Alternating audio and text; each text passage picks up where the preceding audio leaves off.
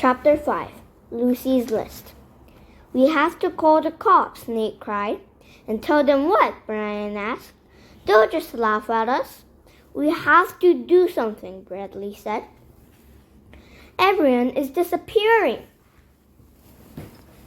"Don't panic," Lucy said. "Let's just make a list." "Ha!" Nate barked. "A list of what?" "Well, a list of clues," Lucy said. "Okay, we'll make a list," Brian said. "But you sound like your cousin Dick." They sat at the kitchen table. Bradley gave Lucy a pen and paper from off the counter. Lucy wrote the word clues on the top of the page. "Okay, what are the clues we've seen so far?" she asked. "The circles in the snow," Bradley said. Lucy wrote it down. "The funny footprints," Nate added. "But I still don't think aliens have invaded Greenland." "Nate, people are vanishing," said Bradley. "My horse and dog are gone." Lucy wrote on her pad. "What else?" she asked. "I don't believe it either," Brian said.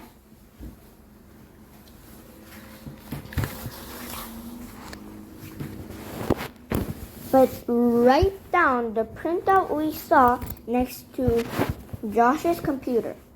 Lucy added to her list the phone calls, Nate said. He couldn't stop himself from grinning.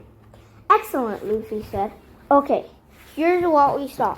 Aliens, a circle in the snow, weird footprints, Polly and Para gone, the big kids have disappeared." Lucy looked up. "This is creepy," she said. Suddenly they heard a tapping noise. They're here," Bradley whispered. "Chill out, Brad," Brian said.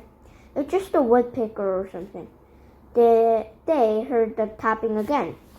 This time they all looked at the window behind the table.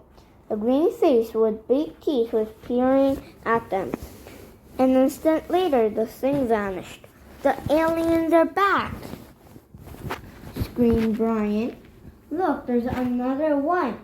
"There's another one," Lucy shouted, pointing at the window over the sink.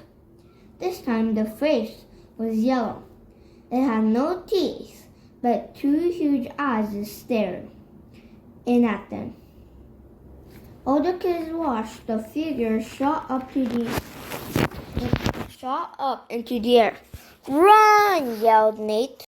The four kids bolted out their seats. They dashed around the kitchen, bumping into each other. Finally, they all ended up in the small closet under the stairs. They huddled together like sardines in a can. They heard each other's breathing. "Can you hear them?" Bradley asked. "Hear them what?" Brian asked. "I don't know. Walking around," Bradley said. The kids stopped whispering and listened. They heard a clock ticking. The refrigerator bought a car honked in the street. Nate giggled. "I think I hear them opening the refrigerator." "Real funny, Nate," Bradley said. "Now do you believe me?" "I don't want to, but I guess I do," Nate said. "I might," Brian stated. "Those things were scary looking." "What do you think they want?"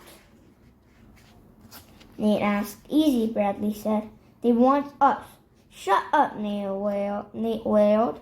"We need a plan," Lucy said calmly. Chapter 6. The Plan. "I already have a plan," Nate said. "I'm never leaving this closet." "Lucy is right," Bradley said. "We can't stay here all morning." "Why not?" Brian asked. "Mom and Dad will be home in less than an hour." "Great," said Bradley. "You can be the one to tell them Josh has been kidnapped by space creatures. Maybe we could talk to the aliens," Lucy said. Nate laughed. "Do they speak English?" "Brad, what does it say about aliens in your UFO book?" Lucy asked. "Lots of things," Bradley said. "And there are pictures." "Where's your book?" Lucy asked. "In my room upstairs," Bradley said. Lucy slowly opened the closet door. She poked her head out and looked around. I don't see anyone, she whispered to the boys behind her. Lucy stepped into the hallway. Where are you going? Nate asked. I want to see Bradley's book, she said. I may have an idea. Come on, Lucy, I'll show you, Bradley said. Wait, Nate said. We should lock the doors and pull down all the shades. The kids tiptoed from room to room, pulling shades and checking locks. Then they followed Bradley upstairs. His book, UFOs and You, lay on the floor. Bradley opened to a section that showed pictures.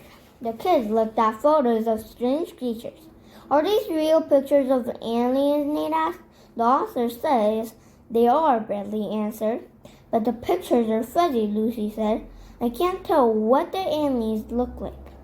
Guys, we saw two looking in the windows, Brian reminded them. They were disgusting. We have to do something. Lucy was flipping through Bradley's book. She pointed to a picture of a man standing next to a small creature. Below was another picture. This one showed strange little tracks in the dirt. Each track had 3 points. Those are exactly like the prints we saw outside, Bradley yelled. I told you guys. Listen, Lucy said. She read a caption under the pictures. Dr. Wilfred Ditz says he met several space aliens. He says they were shy and friendly creatures. Friendly, Brian squawked. They're gonna eat our pony. So what's your plan? Nate asked. Those 2 aliens we saw outside the kitchen might just be hungry, Lucy said. Yeah, for something nice, juicy first graders, Brian moaned. So what if we feed them? Lucy continued. You mean make them lunch? Bradley asked. Yes, Lucy said. She grinned. And then we capture them.